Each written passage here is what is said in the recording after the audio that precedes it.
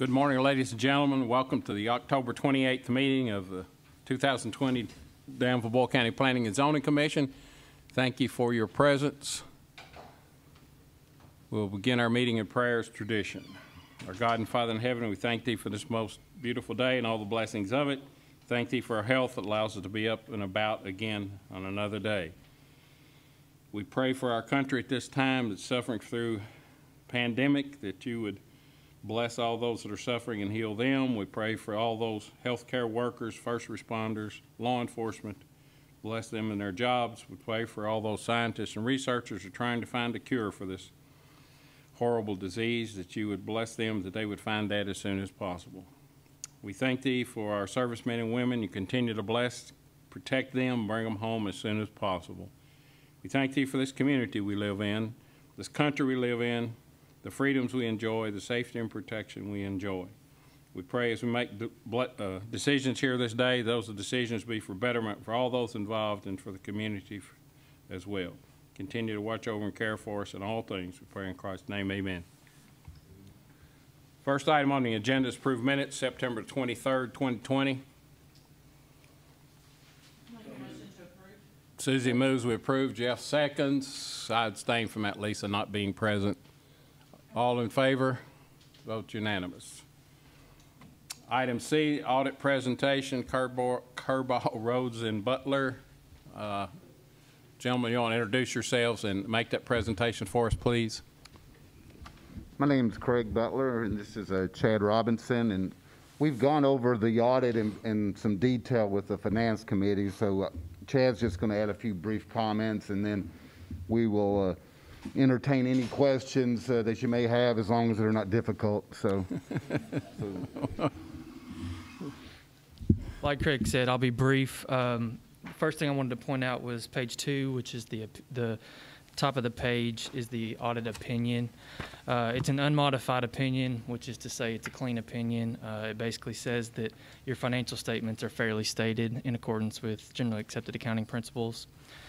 So it's a good opinion.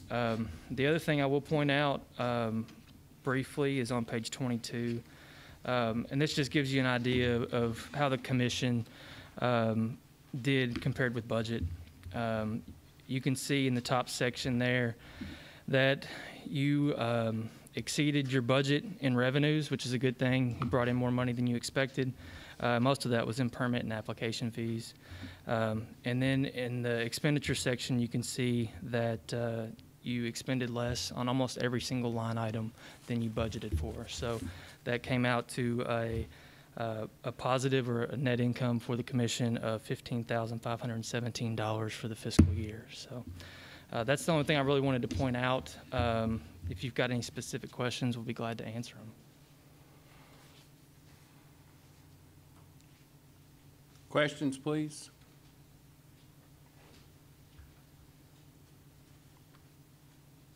Terry, anything you need to ask? No, we went over detail. Okay. Yep. Okay. None of us are going to get locked up or anything? No, sir. Good. Not for this, anyway. Okay, good. Any other questions or discussion for the accountants? Hearing none, we need a motion to accept approval. Jeff moves we approve the audit report. Vint seconds. Question, discussion on the motion to approve. Hearing none, all in favor? Vote unanimous. Thank you, gentlemen, very much. You. Appreciate it. Item E, construction sureties. Steve, you want to go over those? There's really nothing to report this month. Really nothing to report. It's just okay. In your packet as a courtesy report. I will mention the Center Estates, the $13,500 project. It's almost complete. They were doing the asphalt last week, and we may be able to release that bond hopefully next month. That project's close to being finished. Okay, thank you. Item F, subdivision approvals. Lisa, you're going to go over those? Do we need to see the financial report? Do we need a motion on it? I'm sorry, I skipped that. I apologize. Financial report. That's in the packet. Again, that's courtesy, first quarter. Everything's looking pretty positive. I'll be glad to answer any questions you might have on the finance report. Questions or comments on the financial report? Terry moves we approve. Jeff seconds. Question, discussion on the motion to approve. Hearing none, all in favor? Vote unanimous. Thank you. Sorry about skipping that. All right, item F, subdivision approvals. How do you all want to do them one at a time, or? Unless we need to, we could do them all at once. Is there any reason to do them singular, Steve, you know of? No, last month Lisa gave the report on down through all of them, and you guys made one Okay. action. We can do that unless there's an objection from one of the commissioners.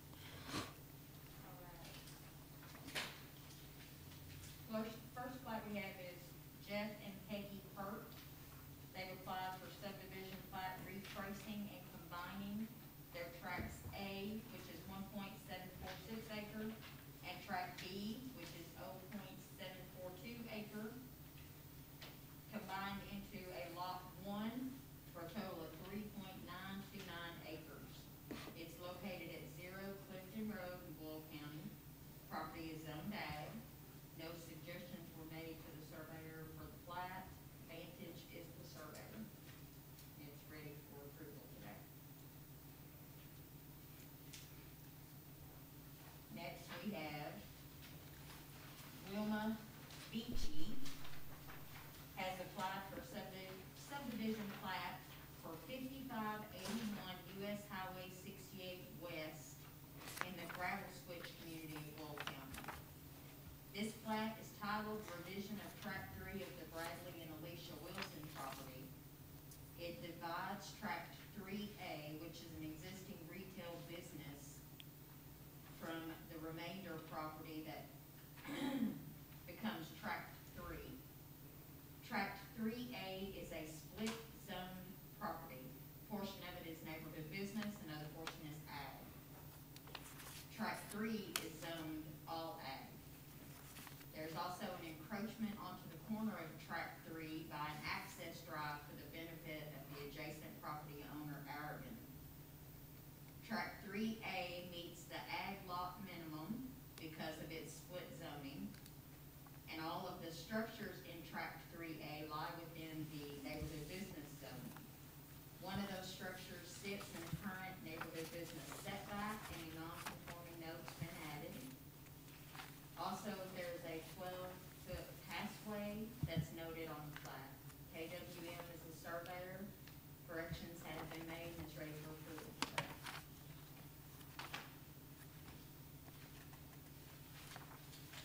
Next, we have Kurt and Ann Weiss.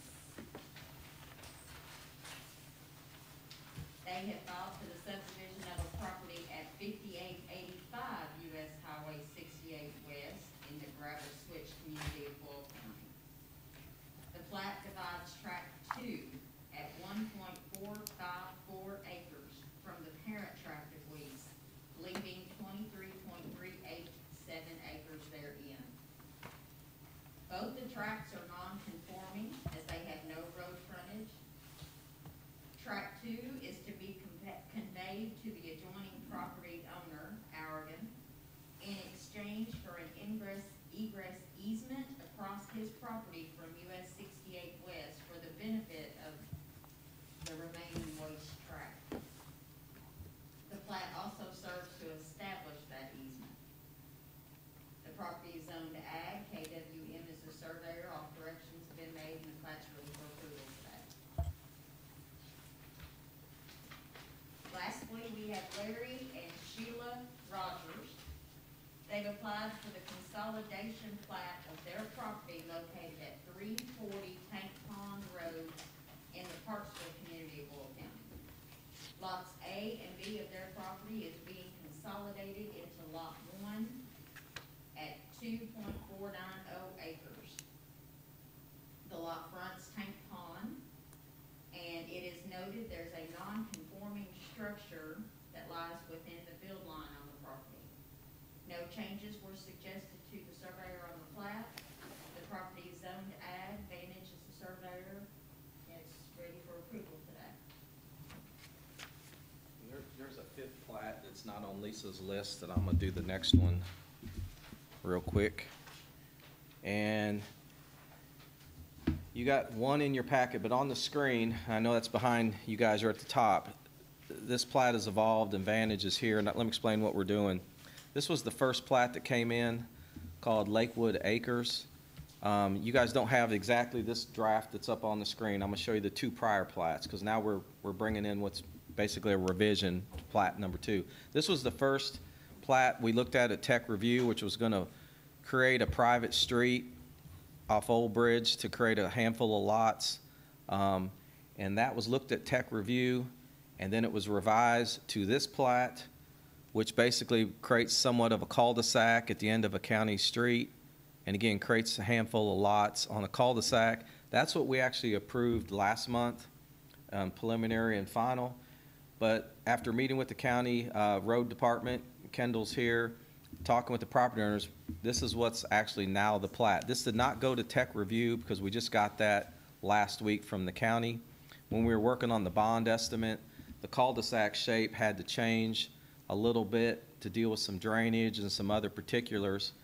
So Kendall and Dwayne Campbell have worked through the revision, and this is now what the plat needs to look like to create a cul-de-sac, a public cul-de-sac at the end of Lakeview Drive for this Lakewood Acres small development project. So this actually needs preliminary and final approval today if you see fit to create this cul-de-sac right away. And then we're ready at that point to go to the bonding phase, contract phase, to be able to create these lots. This plat can't be recorded until we get a contract, a bond, and developer fee. And then at that point it can be recorded and then developed. There's one house already under construction on the property because it's one big farm track at this point at the end of a county road with no terminus. So this would create the cul-de-sac and create 3 more lots on this track. Kendall's here if you have any questions. And again, this is what we approved last month. And you can see that cul-de-sac bulb at the top. It kind of jugged into the property a little bit, and now this is the way it's going to look. What road is this, Steve? Lakeview, it's in Old Bridge. It's just a little stub street that went between 2 houses to the south. It wasn't really, it really just serves for 2 driveways. And then this tract was sold at the terminus of that road, and is one farm that's now being proposed to be divided into 4 tracts.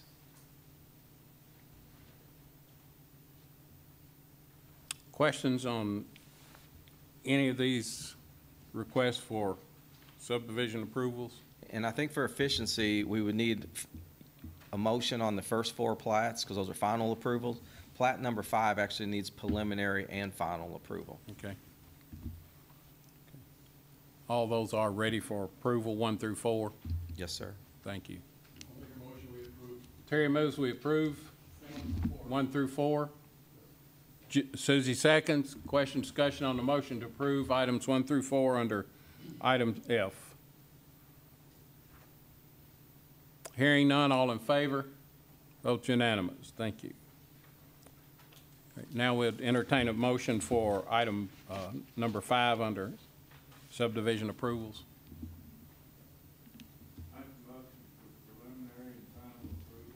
Okay, Jim moves that we approve preliminary and final approval for the Maurice Homes. Second. Jeff seconds. Question, discussion on the motion to approve. Hearing none, all in favor? Vote unanimous. Thank you. Item G, public hearings. Public hearings are open to the public as indicated, and so we'll give anyone opportunity to speak for or against any of these as we go through them. We need to do these one at a time. So we're now having open public hearing for item number 1, Paul Weisstretcher filed for a site development plan, tract of land containing 4.310 acres located 286 Stewart's Lane, Danville, Kentucky. Property zoned highway business. So to start with, you should have a revised site plan at your seat. It was done by AGE. It's gonna, there should be two 11x17s at your desk that weren't stapled with your plats. And this site plan had to have a few corrections, and their team's here to go over a few things. But I want to make sure you got the right site plan in your in front of you there. I think it should be a unfolded 11x17 that was at your chair. So this aerial's behind you real quick. Again, hate for you guys to be spinning around. I know we're not in our normal setup here, but we're talking about this property. This is Stewart's Lane. We're talking in this area is where we're looking at a development for some storage units. This is the zoning map, again, to give you just some orientation. Their frontage is actually here, but they access the property through a joint access agreement in this general area right in here. And we're talking about developing in this area. Again, this is the site plan that should be at your seat. And real quick, this is the one that went out in the packet, and the easiest thing to notice is the drainage is different. The drainage is kind of on the north side of the travelway, and the revised site plan, the drainage was shifted, and we're going to let the engineer describe that. We just got this in, I think the day before yesterday, or yesterday even, and then we'll let them explain. I'll go through a couple items on the site plan checklist, and then let them explain why they had to shift the drainage. You already heard the chairman say it was zoned commercial. Basically, we're adding, what you see here is about 12,528 square foot of storage units you see on the right side of the, or east side of the property. That makes a total, there's already 2 buildings on the property, and you can see those on your site plan. That puts us at about 35,000 square foot total with all the buildings that will eventually be on the property. That puts it at 51.7% as far as the lot coverage. And as you guys know, under the zoning ordinance, you can cover up to 90% of a commercial property in building, pavement, parking, whatever. So again, they're just at about the 50% point of a build out on this property. It is 4.31 acres. You heard zoned highway business. The buildings being proposed are 24 feet in height. All parking, building, and drainage were looked at under our standards in the zoning ordinance. And again, however, the drainage was shifted kind of at the last minute, and that's something that we weren't really party to the reason. So I'm going to let Mr. Gooch get up here and explain what changed or why they've shifted the drainage from this site plan that Tech Review looked at to what we got yesterday, I believe. And he can explain, or either engineer, I think there's a couple here, and they can tell you. But everything else met our requirements as far as the site development plan to put these storage units on this property, but we just want them to clarify the change in the drainage. Sure. Thank you. And I can go back and forth in the slides if you need me to. Okay. Just tell me. Morning, stranger. Hello. I see some of you I still recognize. My name is Douglas Gooch. I'm with AGE Engineering, and Tommy Keble here is the engineer that did a lot of the work on this. But this site was a little bit difficult to handle the stormwater on, in that most of the existing conditions water drained across the truck stop gravel parking lot, and there's already signs of erosion issues and ditches washing through that. So we had to try to figure out how to get the water from the rooftops and from the parking areas and the driveways and stuff kind of uphill, to be honest with you, to a detention basin, because there's not room between the buildings and the truck stop to actually have a detention basin of any size. And so the first iteration you all saw, where the detention basin is there, we really, 2 things: it pushes the parking or the entrance way south and makes it difficult for boat trailers and stuff like that to get into the northernmost buildings. The other thing is we were trying to gravity flow all the water to that, and it just was not working well. We were losing some of the water. So we decided to remedy both items. One, by moving the detention basin south, it gave us a straight shot into the development, and we added stormwater piping so we could collect the stormwater coming out of that parking lot. It gives us a box to plug in the roof drains to, and allows us to basically go ahead and get all the water into the detention basin we need. Second issue then is, what do we do with the water once we have it in the detention basin? Because kind of all the water from this site's been a sheet flow situation for years. I wouldn't say the stormwater system is inadequate, but it's just kind of primitive. It's kind of a simple system. A lot of the water just leaves, again, across gravel parking lots and some paved areas and stuff. So once we get it into the basin, we've got to do something with it, you know, in underground in a pipe. So we're coming out of the basin and plugging into a storm system that already existed. And by moving the basin south and basically kind of uphill, we got it above that system so that we could discharge into it. The basin will catch and hold a 2-inch cloudburst. So I think that we certainly aren't making the conditions any worse downstream, and I think we're actually going to help some of the erosion issues that you're seeing on the truck stop parking lots, because we are plugging much more of the water into the existing storm system, which eventually reaches a paved ditch on the west side of the shared entrance. And so the stormwater system is adequate. We definitely can catch and hold the 100-year storm. We can contain actually a 2-inch cloudburst in the basin without overtopping the basin, and give it, you know, time to drain down through the existing system.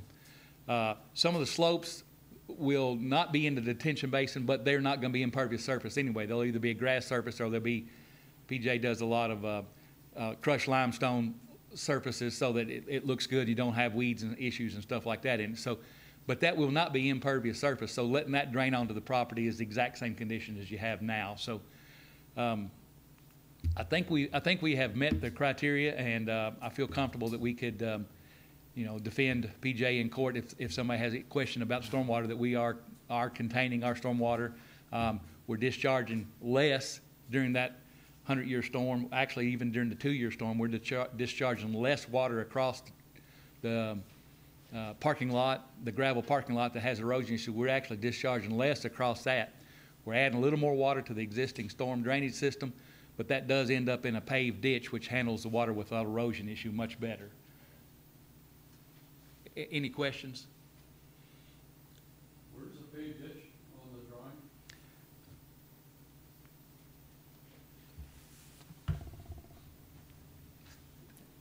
Steve, can you? I'm trying to get this to work.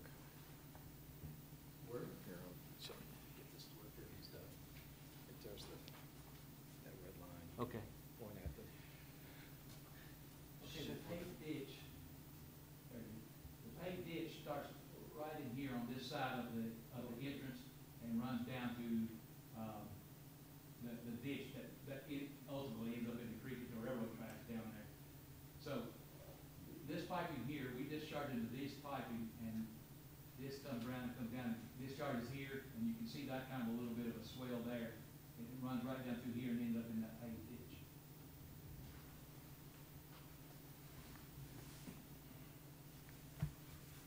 Other questions? And I have one extra comment. Go ahead, Steve. One comment, if you guys don't have any questions more for Scoots.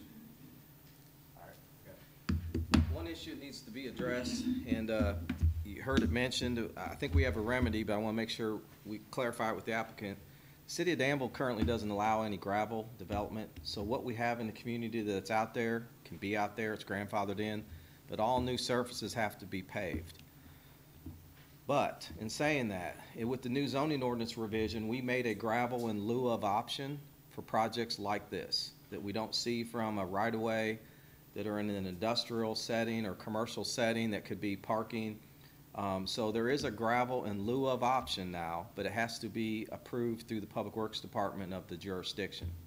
So before we could issue a zoning permit, you guys would have to go to the city's Public Works and get them to authorize the gravel surface in lieu of pavement. But everything has to be paved in Danville under their stormwater rules, under the zoning ordinance. All parking lots are paved.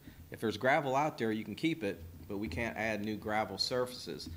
Now, there's some thinking that, you know, in the stormwater realm, it makes more sense to have gravel and other options to move stormwater around, and the city's thinking through that, but their stormwater regs are still as they've been for a few years. The zoning ordinance is what's new as of January, and we do allow gravel in certain circumstances. It has to be lightly curbed so it doesn't spread, and then it can't be visible from a right-of-way or a neighborhood, and it has to be authorized by the Public Works Department as an option. And so I think we can do the gravel that you show on the plan, but we'll have to work with City Public Works at the zoning permit phase. If they say no, it has to be paved, and that might change your drainage design at that point. But I think they're going to be amenable to it, considering the circumstance of where it's at, and the fact there's already gravel out there.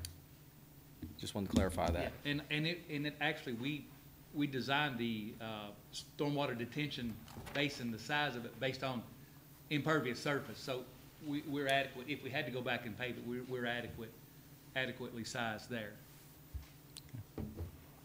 Any other questions? In reality, I'm sorry. you get a pretty nearly similar runoffs from compacted dense grade versus pavement. Any other questions, please? Anyone in the audience like to speak in favor of this proposed zone change?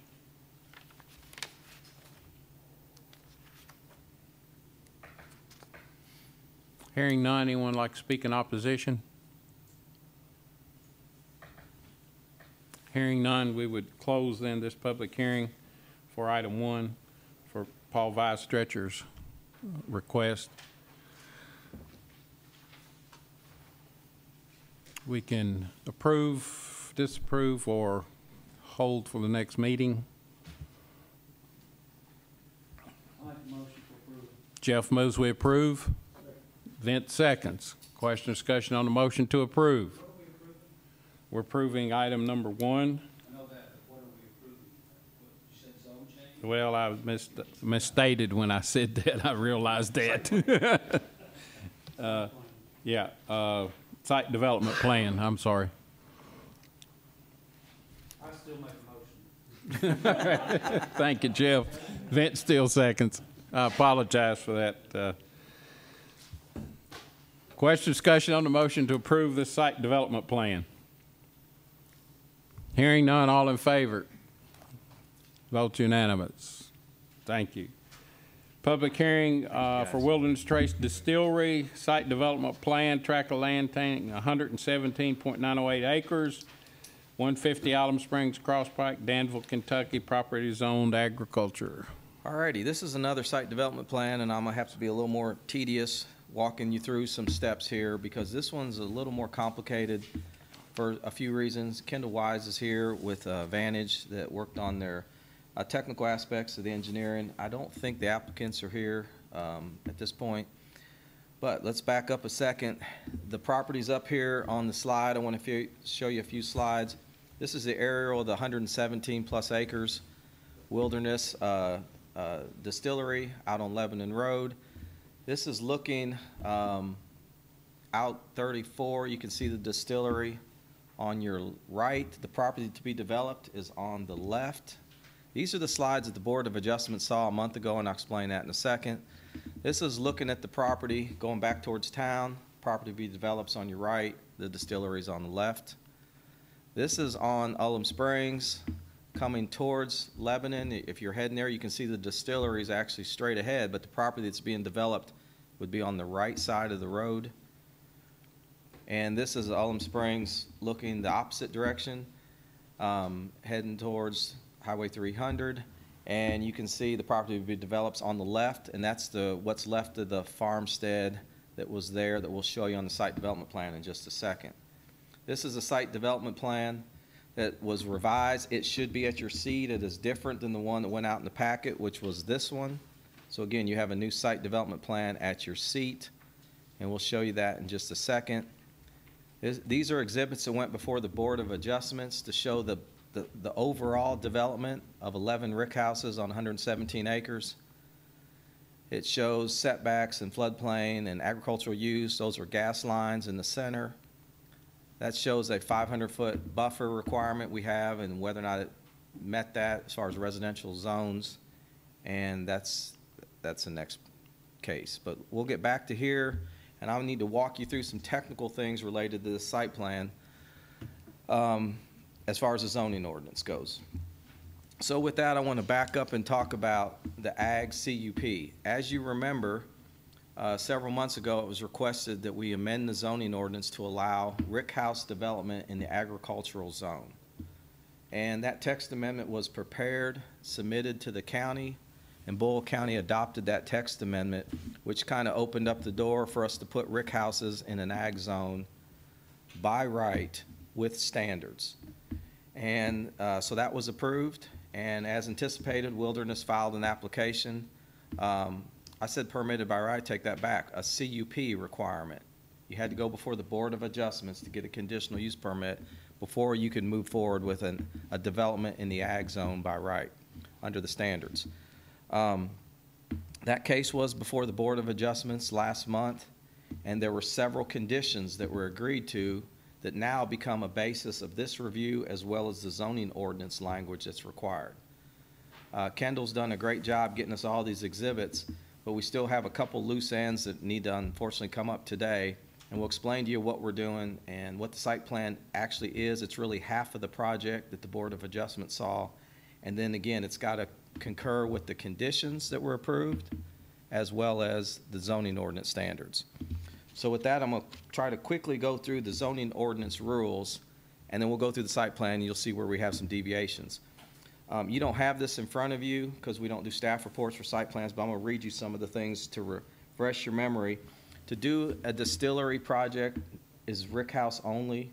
In an ag zone, you got to have at least 20 acres. This is 117 acres. You have to get a conditional use permit, which they did apply for and get at the Board of Adjustments. The portion of the property to be developed shall not be located within a floodplain or naturally sensitive area. That was in the text amendment. You guys remember that.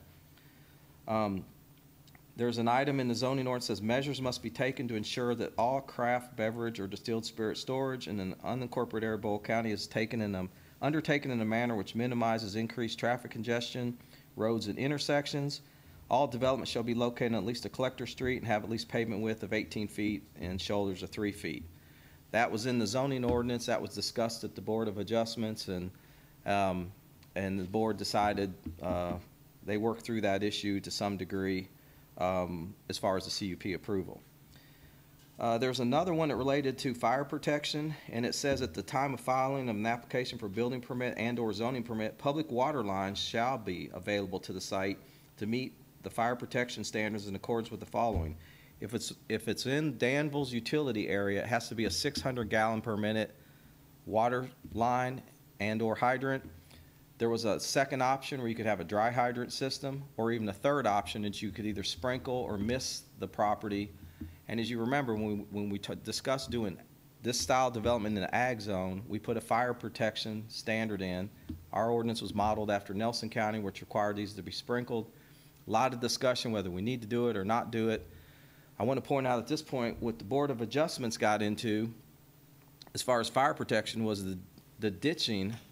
All these structures have kind of what I'll call moats or ditches, or you know, there's depressions around these buildings that they explain can contain the fluid, could have water in them, but that didn't technically meet our fire protection standard. The zoning ordinance is pretty clear. You either got to have water to the site, a dry hydrant system, which is a stand of water that a fire truck could hook up to, or you got to have misters, sprinklers, or some other in lieu of option. What the developer is proposing is to do their fire protection by way of still building separation, ditching, depressions where they can contain product, but they're not meeting the zoning ordinance standard with this. This is good, it's on the plan for an operational, but what's being proposed in front of you does not meet that standard in the zoning ordinance. Now, the Board of Adjustments kind of went back and forth with this a little bit. It was talked about, and there may be a water line that's being proposed, but at this point in time, this site plan, before it can get to the zoning permit, is going to have to meet this standard in the zoning ordinance somehow. And we'll let Kendall address that in a second. But what you see in front of you, we didn't have any information about whether we're building a dry hydrant system, we're putting a water line in, or we're sprinkling the buildings. And we'll let them describe. But what he can describe what basically the drainage is and how that relates to fire protection. And it's kind of a complicated process that the Board of Adjustments went through. The other thing we had in the zoning ordinance, that we said how big the buildings can be, how tall they can be. All these buildings comply with that. We had a 200-foot setback from all property lines, and all structures had to be 500 feet from any residential zone, district, or use, and these meet that. We also said that in the zoning ordinance, they have to be 1,000 foot from churches and schools and parks, and none of those are applicable here. The next standard in the zoning ordinance was it said at least 50% of the property shall be dedicated to agricultural uses as defined by KRS 100 and/or preserved in the conservation area. And as you remember, that came right out of the Nelson County ordinance that if we're going to allow development in an ag zone, 50% had to stay in agricultural use or production. What we didn't get on the site plan you had before was we didn't have that defined. This was what came in with your packets. We asked Kendall to define the agricultural use area, and he has very adequately hatched it so you can see that. But unfortunately, that only comes out to about 16% of the property. The zoning ordinance requires a 50% threshold to move forward on the development in the ag zone. The whole idea is we're keeping it ag, and we're keeping it half an agricultural use. So we'll let him address why we're at the 16%, not the 50%, or maybe there's more on there that would get us at that. But his site statistics that he added on there show that the agricultural use is at 16% of the property. And I'll tell you a little more details about that when we get to the site plan. It's just a question we had from there. So with that, I'm going to turn to what they committed to at the Board of Adjustments. And as you guys know, this has turned into a two-step process. They got to go to the Board of Adjustments, have a public hearing, and they got to come to you guys for a site plan. The Board of Adjustments, there were 9 conditions agreed to. Let me make sure that's correct. Yeah, 9 conditions. They were negotiated back and forth between the applicant, the staff, and the board. And I think they turned out pretty well, but clearly a couple of those aren't being met here with the site plan approval. Number 1 said the applicant agrees to provide 50% total lot coverage through the property. So that wasn't we commit to 50% ag. It was just we won't develop more than 50% of the property in building, pavement, whatever. The zoning ordinance says 50% has to be an actual and agricultural use and designated, and that's where we're at on the site plan. Number 2 said no new buildings shall be installed within 200 feet. And again, Kendall provided an exhibit that showed that, showed the setbacks, the 500 feet at the Board of Adjustments. They meet that requirement. They said that spill containment basins will be installed downstream of all rick houses in accordance with state and local requirements. Number 4, the applicant agreed that the total building footprint should not exceed 440,000 square feet. No building the property shall exceed 7 stories in height. These buildings are shorter, and you heard how big the building footprints are. Again, what you're seeing are 7 of the rick houses of the proposed 11. So what they've brought you in here with this site plan is really phase 1. Phase 1 may actually be smaller as far as construction, but there's 7 of the rick houses, and the plan that the Board of Adjustment saw showed another 4 down south of the gas lines in the floodplain. They committed that the signage would be no more than 10 feet, 32 square feet, underground utilities. They talked about their access points on Lebanon Road. They agreed to have 3 access points, or they proposed 3 access points on Ullum Springs. The staff was trying to get that down to 1 or none. The board ended up agreeing that they could have 3 access points on Ullum Springs, 1 on Lebanon. What you see here is 1 on Lebanon, and 1 at, there's 2 driveways where the old farmstead is here. It's a circular driveway. They're proposing 1 drive here and demoing the old farmstead, and that's the note that was revised on your plan too, to get rid of the structures, because the 200-foot setback wouldn't be met if they left the old structures here. There's a silo and maybe an old garage or something. So their note that's revised is these will be demoed so they can meet the 200-foot setback from structure to structure, as well as anything across the street. And then they agreed everything would be paved, driveways, and that they would keep mowing the property along 34. So those were the conditions that they agreed to. We've gone back and forth with some emails, and Kendall, again, has been great about getting everything on the plan that we've been asking about. And let's turn to their plan now, and I'll just give you some quick notes. Again, you're seeing 7 rick houses on 117.908 acres. You're looking at 140,252 square feet of building footprint. Again, their cap is 440,000 square foot. The buildings being proposed are 45 feet in height. They meet the 200-foot buffer requirement, the 500-foot setback from residential. All travelways and drainage appear to be in compliance with our requirements through the zoning ordinance or the Board of Adjustments. The big issue that's sort of hanging out there is the fire protection. Again, the ordinance requires an actual water line, hydrants, mister system, sprinklers, dry hydrant, some combination. We don't see any evidence that there's anything, or can't see what the proposal is. We'd like Kendall to clarify where the applicant's going as far as fire protection. We do understand the fire containment spill kind of situation, but we don't see that the zoning ordinance standards being met at this time. And then the ag 50% rule, clearly they're showing that that is 26.665 acres, which comes out to 16.11% of agricultural use area. So again, that does not meet the requirement in the zoning ordinance. Everything else on the site plan looks good to us, and again, we think phase one is really just probably the construction of the first couple rick houses. But at this point, to approve the site plan, we need some clarification on the ag use area and the fire protection. And with that, I'll be glad to answer any questions you may have. That's a lot of stuff. The Board of Adjustments didn't get into the details because it was mentioned at the meeting. This is the body that would handle the technical aspects of drainage, parking, fire protection. So they sort of just dealt with the general parameter of the use with the hope that everything gets down kind of in the weeds at this level. And I'll be glad to answer any questions you might have. Henry's here. He was at the Board of Adjustments too. And Kendall's here representing the applicants and can walk you through the technical aspects of his revised exhibit. You guys, any questions for me or? Okay. Morning, Kendall. Good morning. Take that off. I'll just go ahead and work on addressing the first two issues, I guess, that Steve mentioned, and one related to fire protection and the other related to the ag or open spaces. And the state doesn't require that we have fire hydrants next to or on the site. If we were spacing the buildings closer together, right now they're spaced at least 200 feet apart. They don't require sprinklers inside the building. So part of the reason for, utilizing this layout is to avoid the cost of extending the water mains into the site.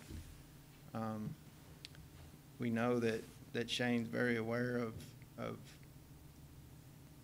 protecting his asset, and I'm not going to say that they don't want to or won't install a water main that has fire hydrants on it in the future. But as of right now, we're going to rely on the fire hydrants that are immediately across the road for the fire hydrant to connect to. And I know that it was mentioned that it's acceptable to have a dry hydrant system, and that wouldn't be really any different than using the hydrants across the road to serve the property. A dry hydrant is just a pipe stuck in the pond or a stream that the trucks pump water into their trucks from. If you can imagine, it's just a PVC pipe with a threaded end on it that they can connect their hose to, and they pump water out of the stream or out of the river or lake into their truck to then go fight the fire. So that's no different than going and connecting to the fire hydrant across the road and bringing the water back to the site. But either way, I know that the clients, will work with what you require of them. I know that installing a dry hydrant on the site wouldn't be a problem at all. We have a pond in the middle of the site, and that pond's going to remain a pond.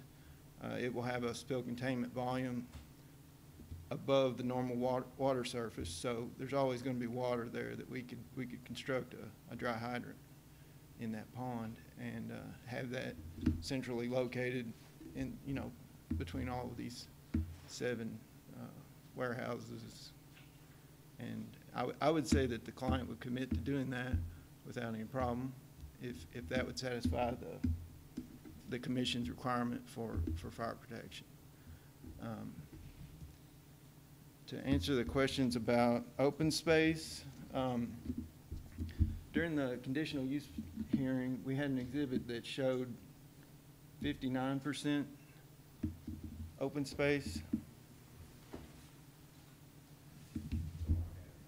What is, I can't read it from here, but I think at the top of the page, that exhibit should describe that there's, when you combine the 200-foot buffers that surround the property, and you combine the dedicated agricultural space that's in the center of the property where the gas pipelines are, I believe we came up with 59% open space. So I know you mentioned that it had to be, I thought I heard you say 50% ag and open space. So we used the Nelson County model that literally Shane and them forwarded to us when we started the text amendment. And as we got our head and hands around what we were doing with the text amendment in the ag zone, everyone agreed that the goal is it stays in agricultural use. So using the word open space and agricultural use are two different terms. Agricultural use ties right into the state definition of what agricultural use is. And the zoning ordinance says shall stay 50% agricultural use. Now that could be hay, that could be corn, crops, soybeans, but the whole idea is we're going to allow development on big farms, leave them zoned ag, but we're committing that 50% stay in agricultural use. And we just need that designated on the property. Now, open space is a different animal, and of course you have plenty of open space with the spacing of the rick houses, and there's a good chance, like you said, you're going to be at 40%, 60% open space, but it's the agricultural use designation that has to be on the property, and into the future, how we're ever going to police that or figure that out. That was a concern all the way through this text amendment process. Okay. You know, at some point, we're going to allow development on the farm, and it's supposed to stay in agricultural use, and it's going to be our job to make sure it stays that for the next 100 years. I don't know how we're actually going to do that, you know, but that's how the text amendment evolved. It wasn't exactly to our liking. Nelson County's figuring it out. We'll maybe consult with them, but that's the threshold in the zoning ordinance to be able to go this non-zoning route. Well, if just describing it as open space is not sufficient, then, you know, if Shane Baker were here, the owner, he would claim that 100% of this property is being used for agricultural purposes because he feels like he's taking corn, he's making something out of it. But despite all that, you know, we won't have a problem coming up with 50% ag use or hay production or, you know, fencing the thing so that we can run cattle. That won't be a problem. With these buildings being spaced out 200 feet apart, it won't be hard for me to meet with Shane and determine what parts of it we'll designate, and we can easily come up with a 50% number and an area and define it on the site plan.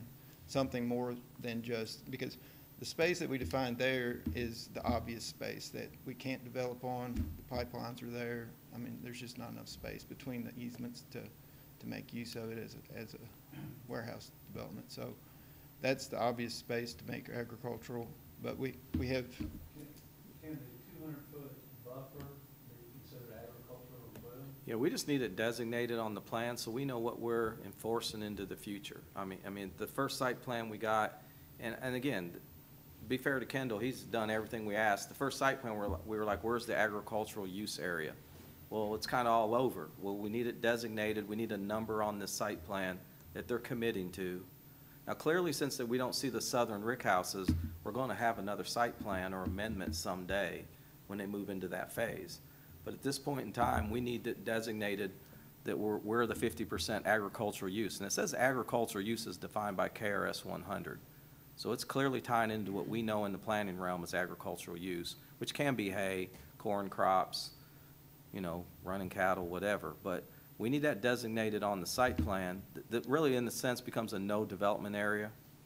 And then there's open space, which is the other issue. Once that's designated, I guess we're going to have to police that into the future. My question is, can it be one and the same? Sure could be. It could be. But again, if you're just mowing grass out there, that's not agricultural use. If you're mowing hay, that would be. So, or running cattle or. Productive agricultural The state law does require that, yes. So the definition of agriculture is corns, crops, hay, timber. There's case law saying that agricultural uses, it's kind of perilous for planning and zoning to get into the degree of production required for that. right. So we're not going to be specifying, you have to be generating so much income off of your agricultural use. That's not where we're going here. I think That's what right. you're talking about, though, Steve Hunter, is something that's on the plan that gives notice to future owners when they come back and look at this thing that, it's designated as agricultural use, not open space. It's the notice, it's the wording on the plan. Is that correct? Yeah, that's just what, and it ties right into the requirement of the zoning ordinance. Somebody answered Jeff's question in terms of the 200-foot setback. Could that be considered agricultural? I think it can. If it's designated on this exhibit, we're gonna trust whatever's, I mean, we've got this 26 acres on top of 5 gas lines in the floodplain in Clark's Run. So we're not even questioning if there's real agriculture gonna happen in the creek. We just want it designated on this exhibit where the 50% is. So like Henry just mentioned, it's on the site plan, we've approved it, put it in the file, and in the future, there'll be no buildings or pavement or other infrastructure that doesn't meet the definition of agricultural use. Yes, Vince. Yeah, it would seem like the agriculture rules, how they would rotate crops or do all that, that they would be under the same, regulations. So it would be hard for a board like this to regulate something that is already regulated by other ordinances. So in other words, crop rotation is a good example of that.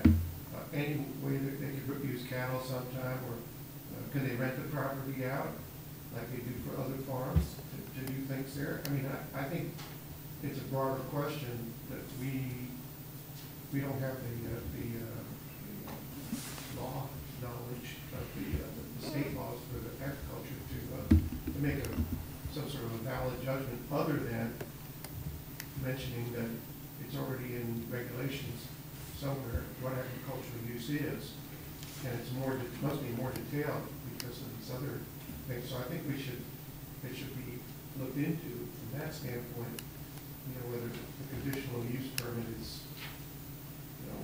we can still probably maybe pass that, but Kendall's been looking into all this, and I'm sure he's thinking about it. But I think that's important, is that we don't tread on another area's jurisdiction.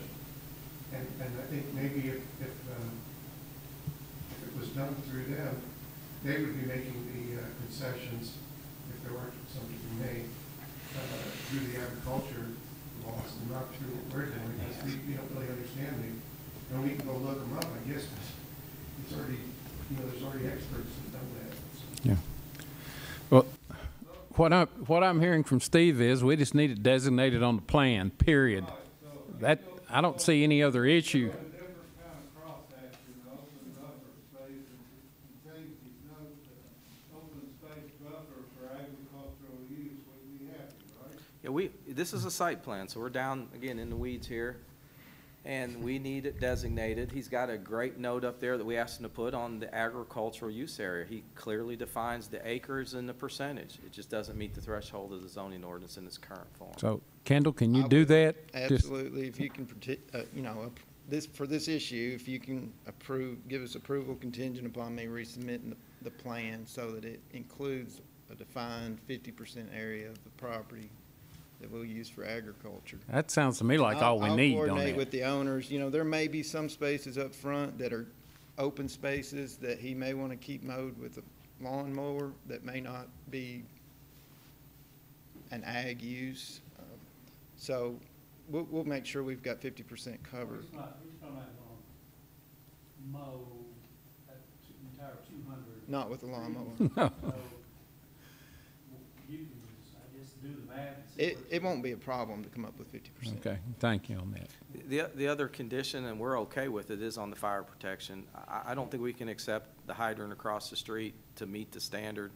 I think on the site, the whole idea is if we're gonna do these, this one's easier than most because it's right across the street from a built, zoned environment. But if we were to do one of these out in the county, the whole idea is we need this standard met. We gave 3 or 4 options. The dry hydrant is a fairly easy standard to meet without building a water line if you have a stand of water on the property can provide the fire flow. We created different. Substantial body of water there, and maybe if the existing hydrant now across the road is sufficient in the future, then that could be a solution. Well, we're dealing with some interesting issues there for across the road. We're in Danville's fire district, we're in the county volunteer district across the street. So the standard was to be, if we're doing a dry hydrant, they were consulting with the fire jurisdiction that has the area. So we would deal with the county and design the system under their guidance. It's supposed to be on the site. If we're going to use the hydrant across the street, we're in Danville's area, but the county would be pulling fire from water. But the utility gets to decide what gallons per minute we establish if we're in Danville's utility district or we're outside of Danville's. That's where the 600 gallons a minute or 300 come in. At this point, if we're not building a public water line or private water line, we have the dry hydrant option, we have a sprinkler option, or mister. We just need them to commit to what they're going to do to serve this property. And if their standard is we want to use a hydrant across the street, that goes a little bit out of bounds of what the zoning ordinance laid out for a development on the property. And as you mentioned, there's hydrants across the street because they were required when we developed the rick houses across the street. You know, we don't typically do developments a lot in town where we allow the fire protection to kind of go across the property or off another property. And I think the dry hydrant's an option here because there is a pond and it's going to stay. But we just need them to commit on here what option they're choosing before we issue the zoning permit in the future. That sounds like I don't mind what to they need to commit do the owner- then. I don't mind to commit the owner to putting in a dry hydrant that could have two connections and easily satisfy the 600 gallons per minute. I don't think one truck's gonna pull 600 gallons per minute. You just got to run it by the volunteer department. They actually sign off on the design of it.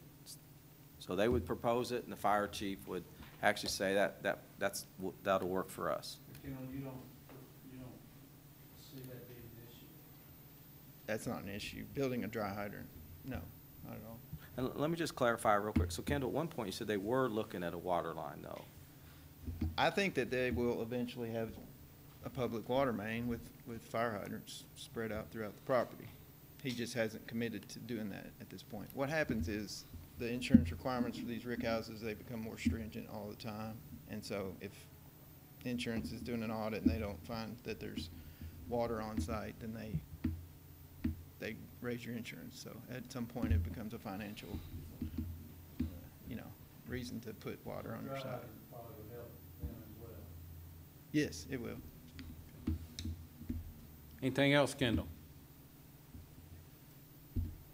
No, Any other I mean, questions? it's- Go One Steve. stupid question. You mentioned, I think Steve mentioned 3 access roads.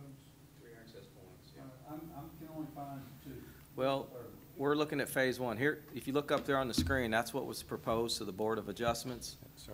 And so there's an access right across from the drive that if you go out there, this is the old farm. So they're just showing this part. The other 2 would be here.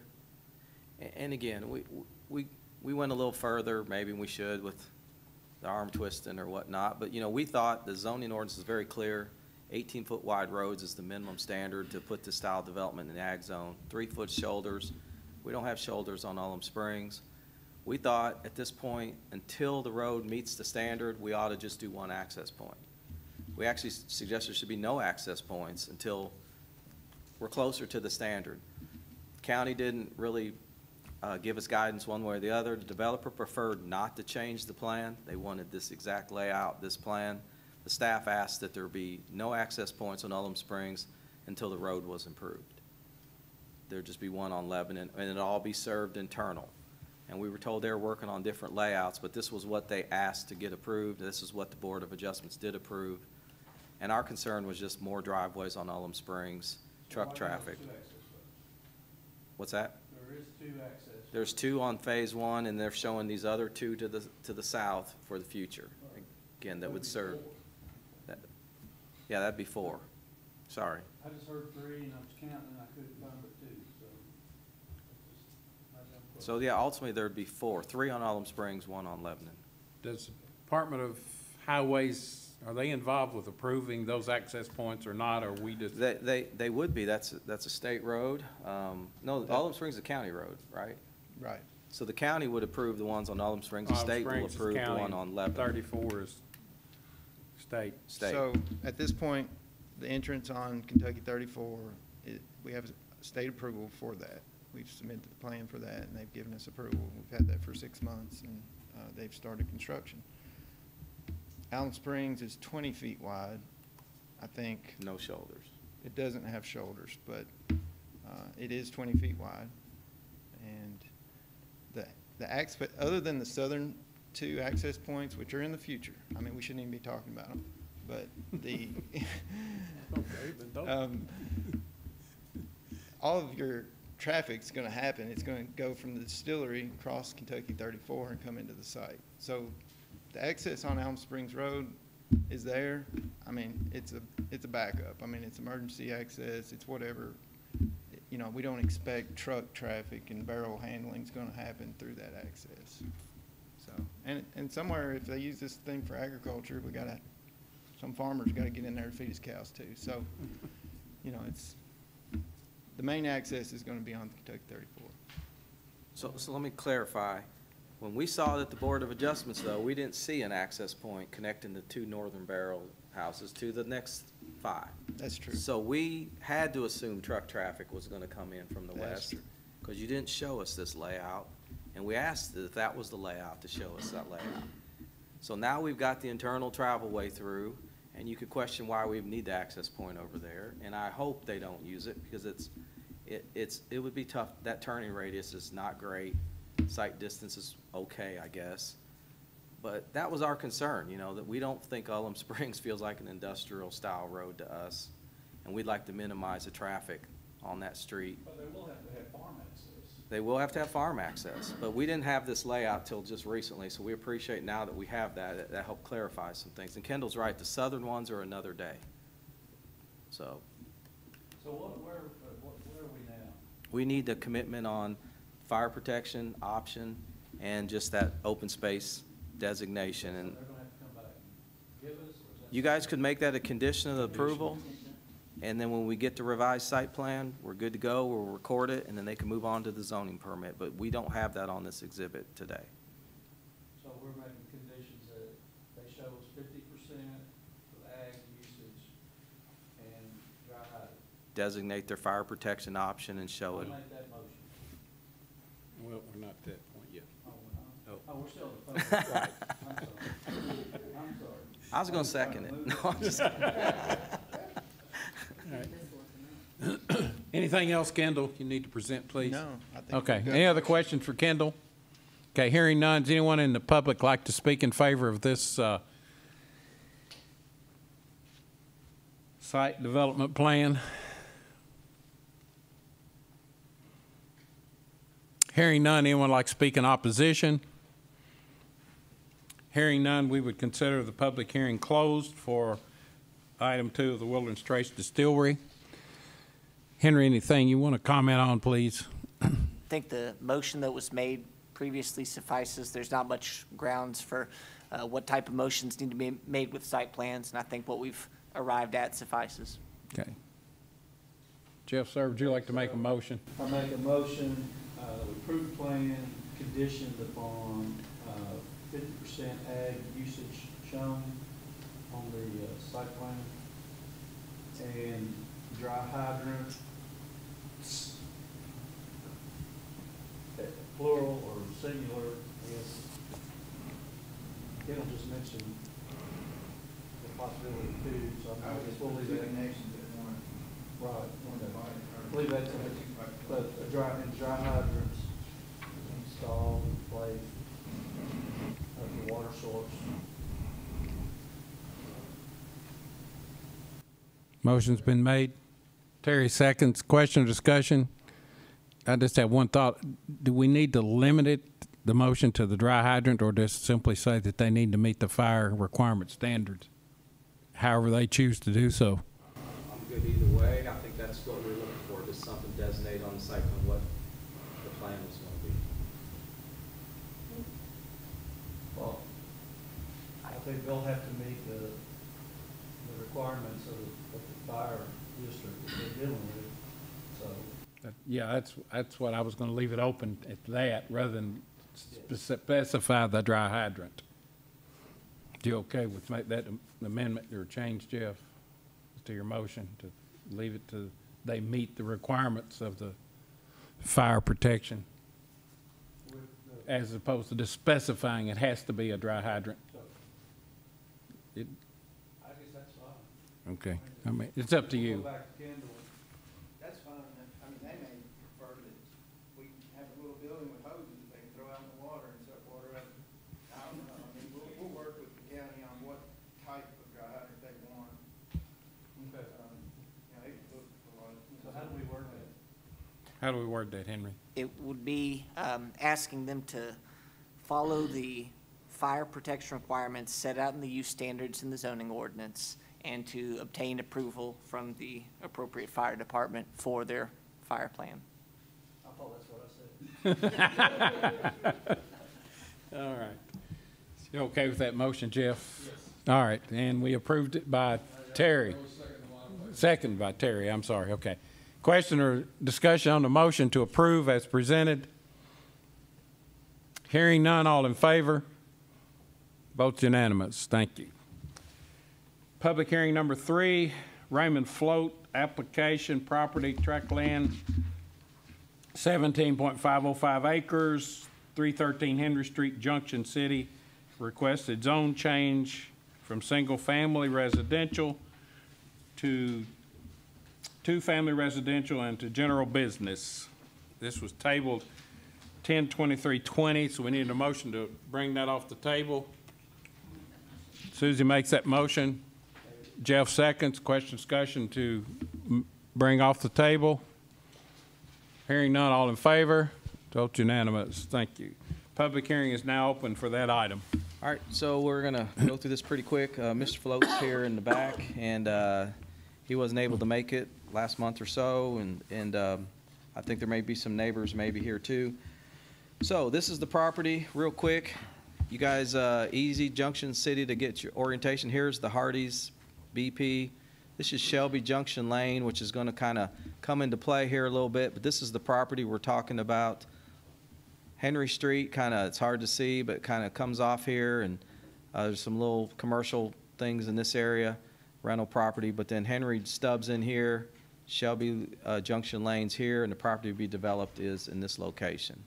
This is looking at off 127 as you go in, that's Henry Street.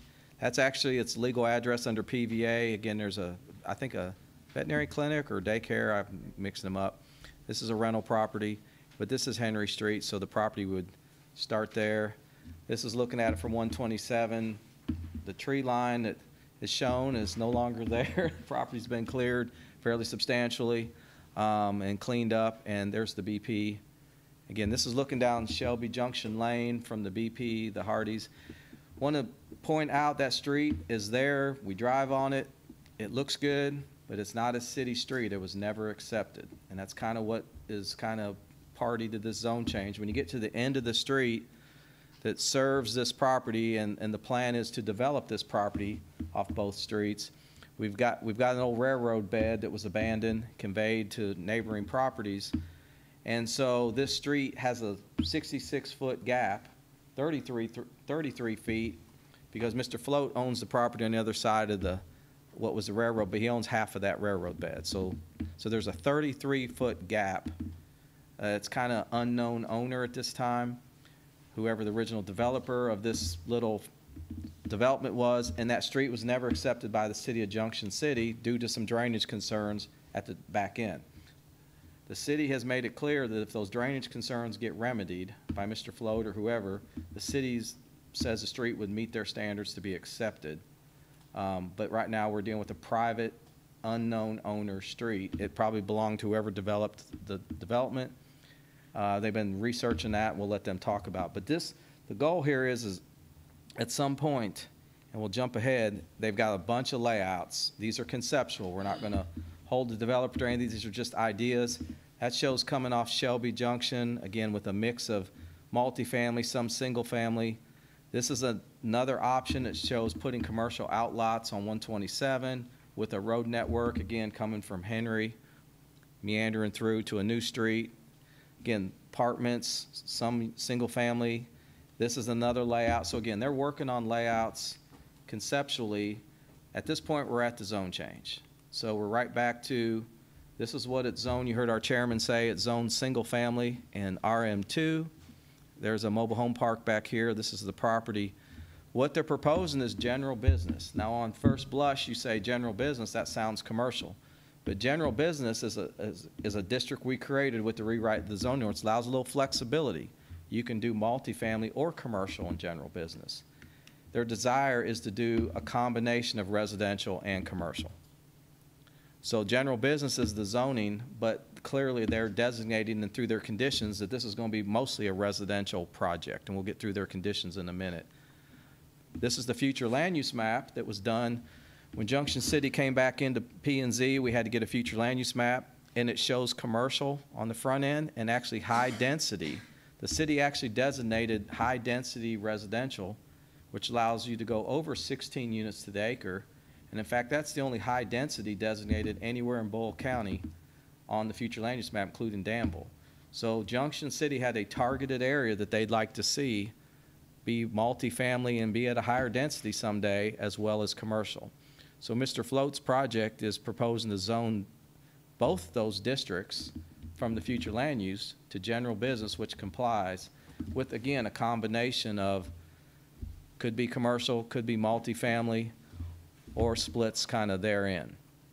So with that, I'll walk you through the staff report real quick and then go over his conditions, which I'll just say are pretty good, and they're pretty detailed, and they're on page 2 and 3 of your staff report. So I'm going to work off your staff report that went out in your packet real quick. So page 1, again, says we got an application filed September 2nd. Back up on the zoning map here.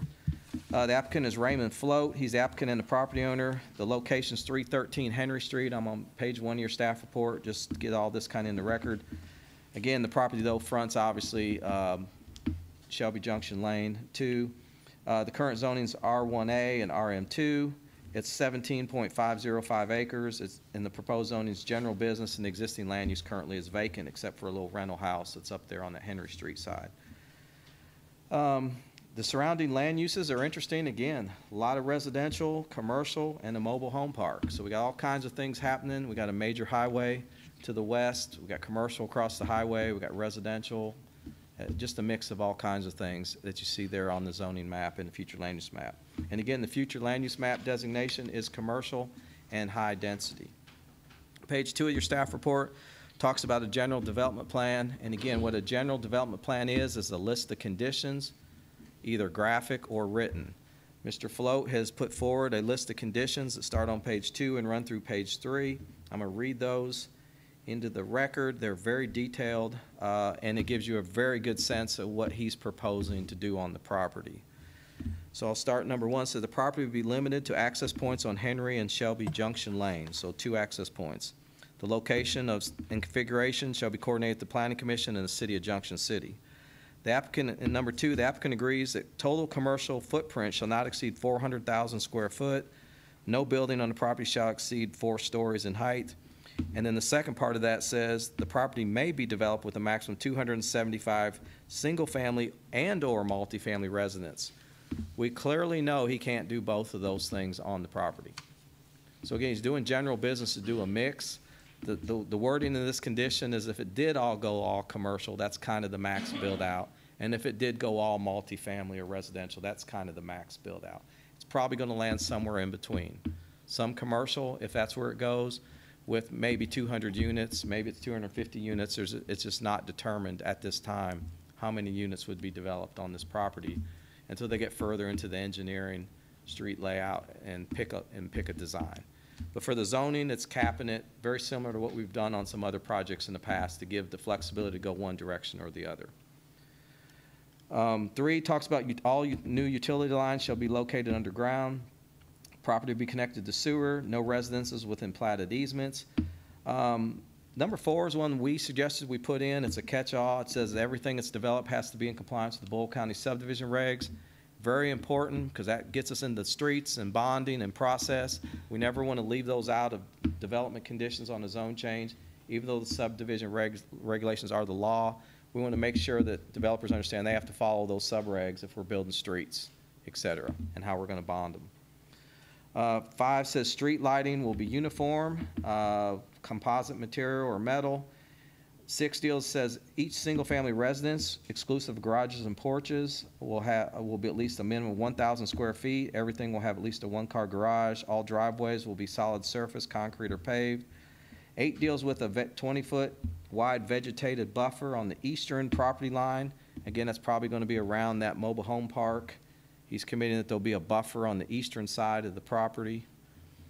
20-foot wide, which is double wide of what our landscape ordinance requires. All existing trees on the southern side that are at least 8 inches or bigger in caliper are going to be maintained, and there'll be a 10-foot or within a 10-foot buffer on the southern side. So again, the idea is to keep a buffer on this end of the property that's any mature trees would stay there, and there would be at least a 10-foot buffer to the south. Only one freestanding sign on each commercial lot if it's developed. Those are limited to 20 feet in height and 100 square feet. I want to point out that's well below what you're allowed to do on a commercial lot. So the commitment is to make the signs 6 feet shorter than you could do if it was zoned commercial, and 28% smaller on the face. So we've asked him to commit to the signs be more uniform and a little smaller along the commercial lots that would probably be along 127. All other commercial lots shall be limited commercial signs. So if there happens to be commercial off the main road, they're even going to be smaller and more limited in nature if this thing kind of went more commercial.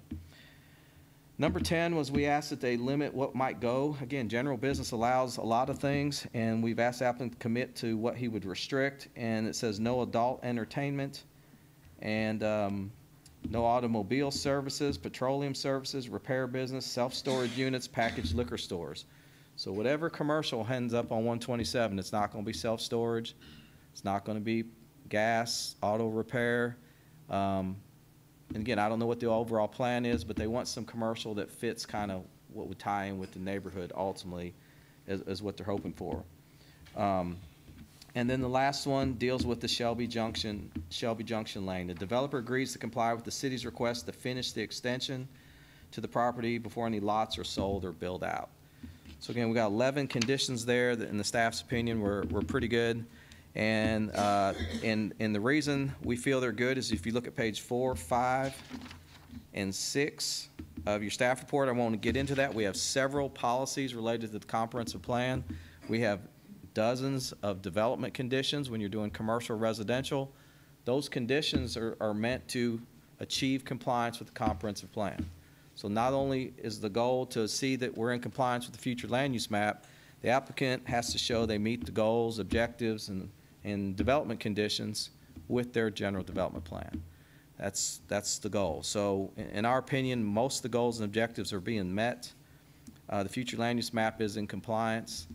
The only thing that probably still, I think Mr. Float may want to get up here and explain is exactly what's the vision, where's he going, how does he see the phasing work, and just explain how the compatibility is going to work generally in the whole project. So I won't get into all the comp plan issues.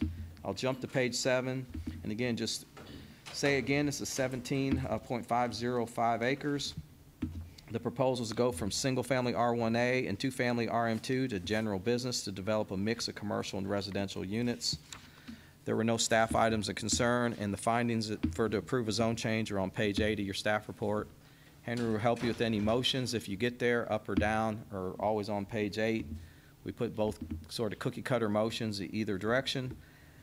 And the goal, the requirement of the Planning Commission is you guys have to find that this project does or does not comply with the comprehensive plan, and you can consider anything you hear now from neighbors or the applicant or any questions you might have of the staff. So I'll be glad to answer any general questions. I went through that pretty fast. This is actually a pretty big project when you think about 200-some units or commercial on 127. We're not sure the timing of this. It's an odd time in our community and in our lives, but I think the plan here is for Mr. Flood, he'd like to develop this property in Junction City, which would be as big a project I guess we've seen in a long time on 17 acres. So I'll shut up with that, and I'd be glad to answer any questions. Mr. Float's here, and I believe there may be some neighbors that may want to speak either way. Yes, sir. How do you deal with the extension of Shelby Junction Lane, that short piece there where nobody knows who owns it, that hasn't been paved yet? Yeah, it's going to be tricky. So Kendall's here, and I'm not sure he's actually on the clock here for Mr. Float at this point. He may be. He's done a lot of work on this because we've had to replat that property. There's been plats have come in, and again, there's an abandoned railroad back there that's 66 foot wide. There's a deed of conveyance that split that up and clearly moved that 66 foot in different directions among several properties, and you can see that on the plat right there. So here's the plat, and it's been replatted. So Mr. Float's piece is what you see, and so 33 feet of that has already been added. There's the other 33 feet. The right-of-way stops here. Clearly, the deed of conveyance, and Kendall's confirmed this, has pushed this 33 feet to every property. Those just haven't been replatted. So this property owner here probably owns that 33 feet. The question is, this right-of-way stops right here. Who is the owner of that right-of-way? We've gone back, and it appears the original developer could have been the bank before the bank, before the bank, before the bank. It wasn't even the bank. It was the officers of the bank that developed the original development and then was bought out, and the right-of-way was left out of those deed transactions. So someone owns that right-of-way that Mr. Float has to get to. So the city is ready to accept that road once the drainage, and he's committed to fix the drainage that's right in this area. But we got to figure out who's going to make the request to get the city accepted, and at that point, and then how does Mr. Float, this is kind of on him, how does he then legally get access across this 33-foot strip, and who is that owner? And that's where Kendall and Mr. Float have to describe. If they can't figure that out, of course, they've got frontage on another city street that can access the property. And, you know, they could decide that we'll start on this end.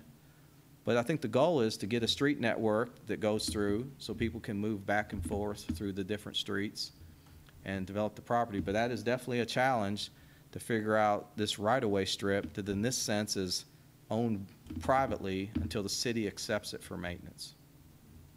It was never accepted for whatever reason due to some deficiencies. And so the city has confirmed that is not their street. So I don't even know who's maintaining it at this point. Mr. Mannon, I don't know that it's a question that we have to answer today for this, unless you feel that uncertainty about that somehow compromises your findings about the zone map amendment. But otherwise, I don't think we need to answer the street issue. I think it's an issue before a plat comes in someday, and we have to bond a new road. All those things are going to have to get worked out before there's ever going to be a street developed clearly that extends off of that street. So with that, I'll have to defer to Mr. Float and Kendall on that, on more of the history. That's about as much as I know about that side of the development.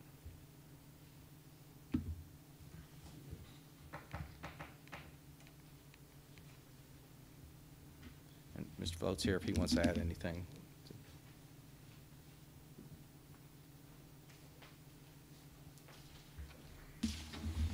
I just want to start by thanking Steve for his, he's very informative downtown, and I appreciate the help to somebody who knows nothing about all this, so I appreciate that.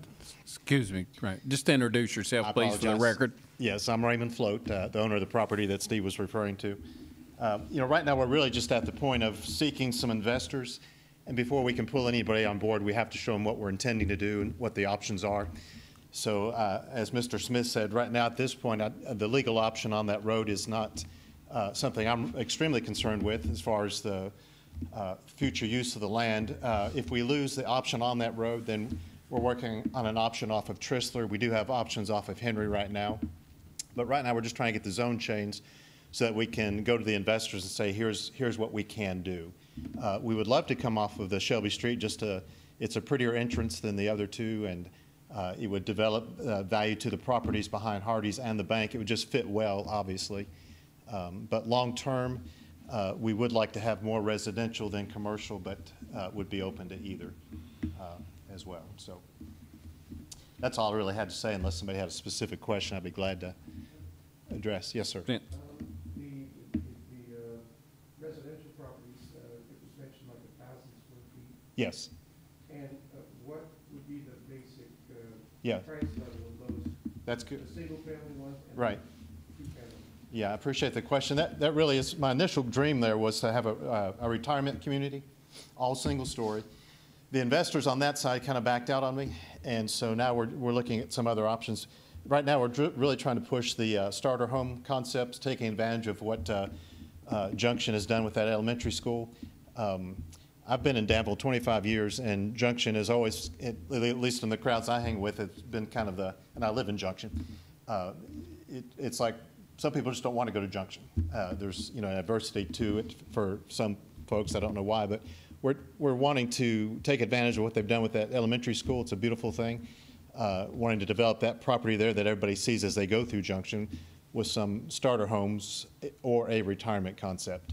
But that's the footprint that we're looking at, either single story. If we go to the starter home, then for space and economy, we'd have to do two-story, some of those, but probably have a mix.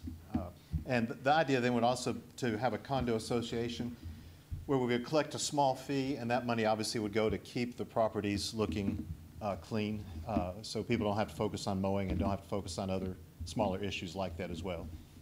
But just drawing some more positive attention to that area in Junction. But is there a target price for each of those?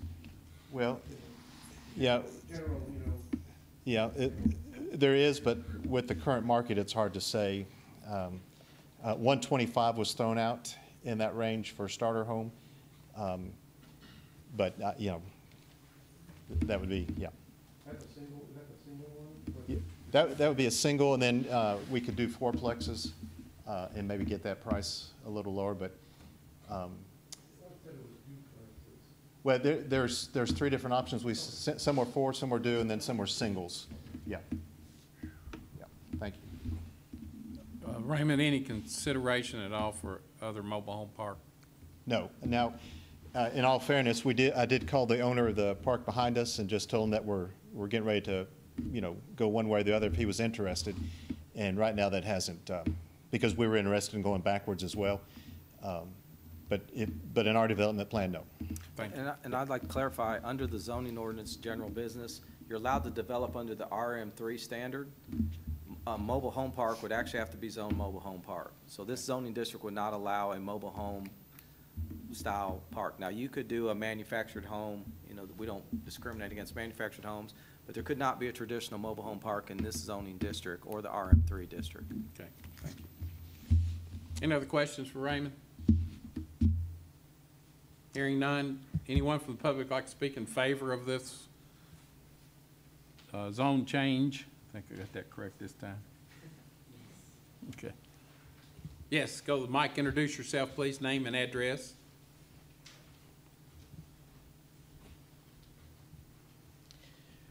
Doug Little. I live on Waterworks Road here in Danville. And I own the two adjacent properties, one behind the Hardee's and one behind the Farmers Bank. And I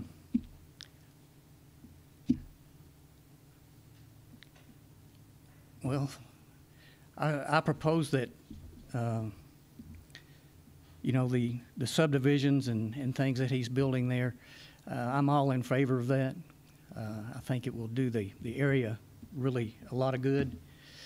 My big thing right now, I guess, is with the procedure to get that done.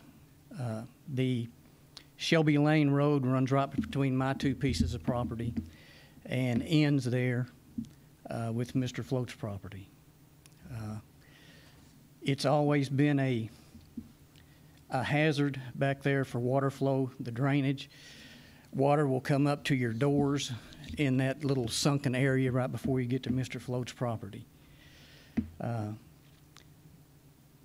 the procedure is maybe getting the cart before the horse, to where I really think that this whole project is predicated on that one single entrance at Junction Shelby. The other entrance he's proposing down on Henry Street is not nearly advantageous to making this project a winner. I'm sure he's planning on using the Shelby Junction Street as his main focal point. In talking with the mayor there, it's very simple to get done, even though the property is in question on who owns it. He is willing to take over, the city is willing to take over the property if Mr. Float will construct a sewage line from the property to the street, which is about 320 feet. Mayor Douglas has said from time to time that he has talked to Mr. Float about it, but Mr. Float is unwilling to accept that challenge. So it would make everything much simpler if we could get, number one, a commitment to run that trunk line to the city, and the city will gladly take over ownership and maintenance of that road. Otherwise, decide not to do that road and have him use Henry Street. But I'm in favor of this project. I've just got the two properties on the side of it, and I want to make sure that the maintenance and the water problem that we currently have is taken care of. The city is willing to do that, but not without a commitment from Mr. Float. And Mayor Douglas has talked with him 3 or 4 times, and he can't get a commitment from Mr. Float. Maybe we could do that today, or maybe we could have that put in your zone change recommendation.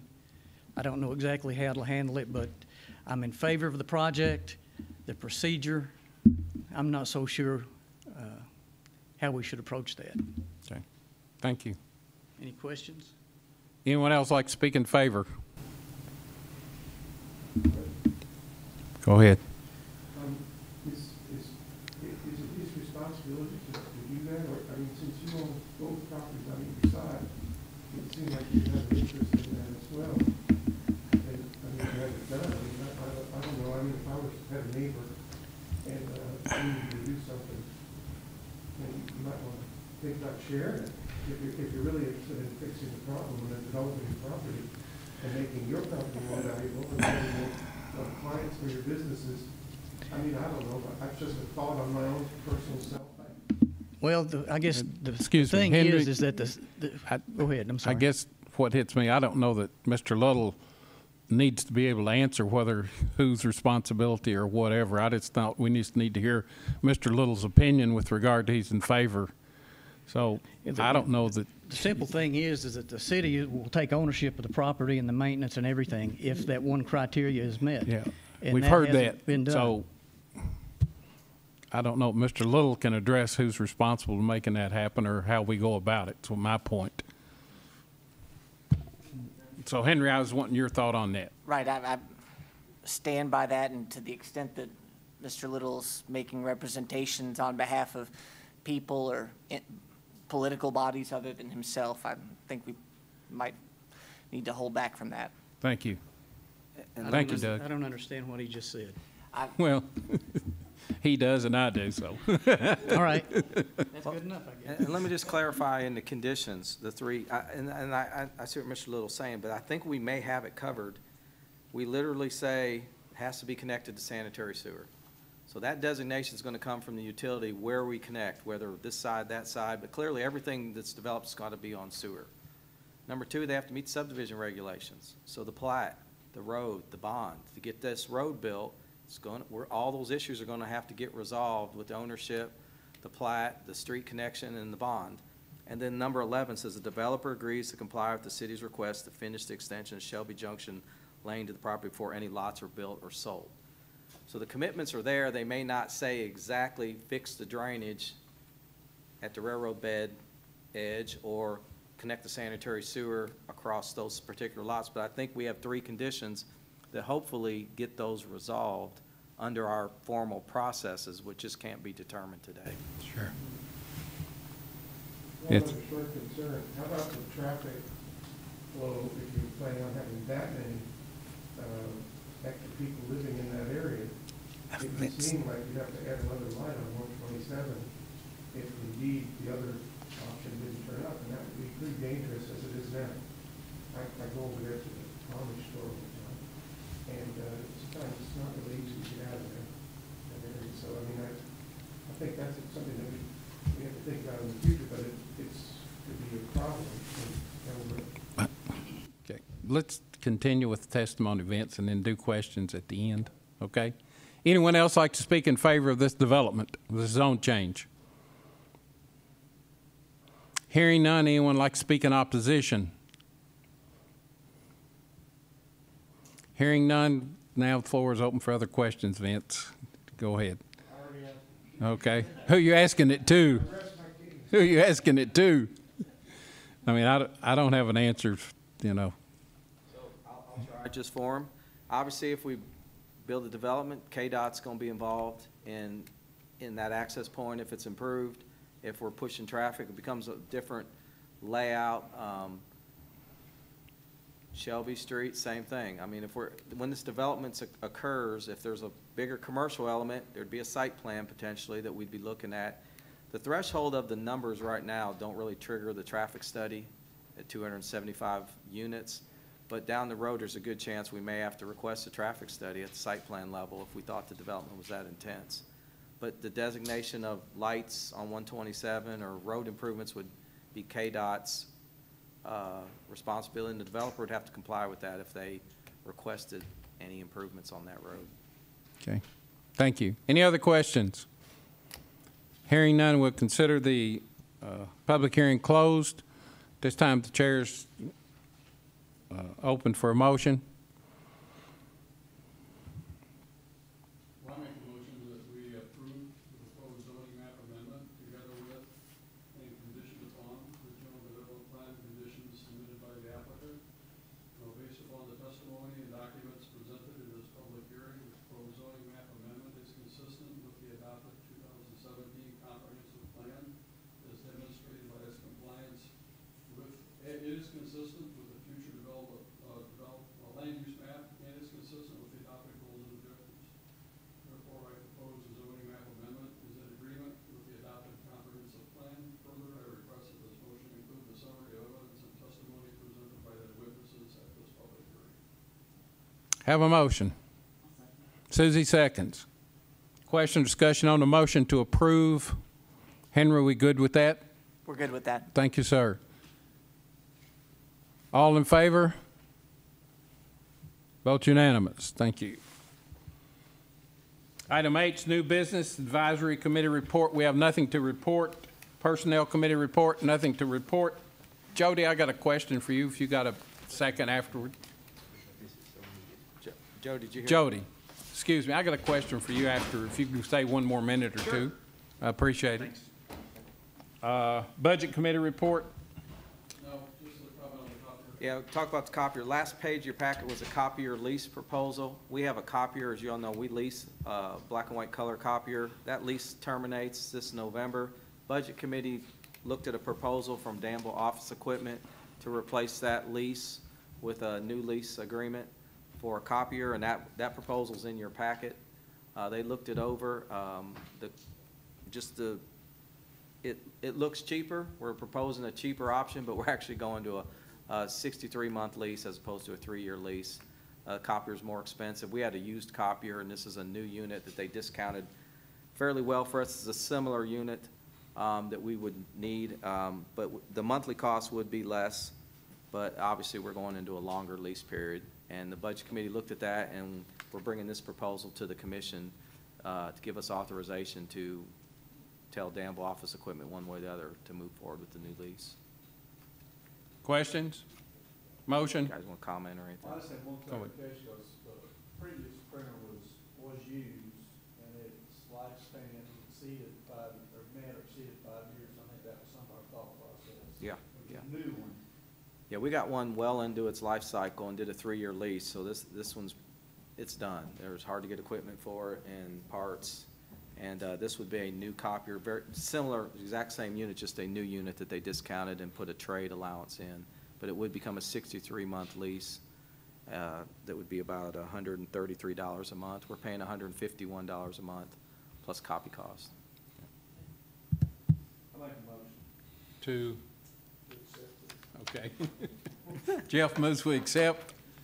Susie seconds. Question, discussion on the motion to accept the proposal for a new copier. Hearing none, all in favor? Vote unanimous. Any other new business? None.